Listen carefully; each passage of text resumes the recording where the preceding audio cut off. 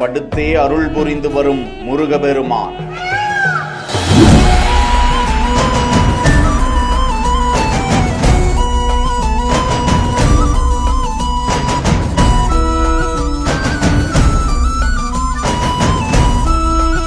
செங்கல்பட்டு மாவட்டம் புள்ளிப்பாக்கம் அருகே தேசிய நெடுஞ்சாலை ஓரமாக கடந்த 4-5 வருடங்களாகவே சுமார் 2 டன் எடை கொண்ட இந்த முருகச் சிலை அங்குள்ள பொன்னியம்மன் கோவில் அடிவாரத்தில் படுத்தே வைக்கப்பட்டிருப்பதாக செங்கைவாசி அபிஷியல் என்கிற இன்ஸ்டா பக்கத்தில் இது குறித்த காணொளியை பகிர்ந்திருக்கிறார்கள். செங்கல்பட்டு பக்கத்துல புலிப்பாக்கம் அப்படின்னு ஊர்ல இருக்க பொன்னியம்மன் கோயிலுக்கு அடிவாரத்துல தான் இந்த முருகர் சிலை இருக்கு.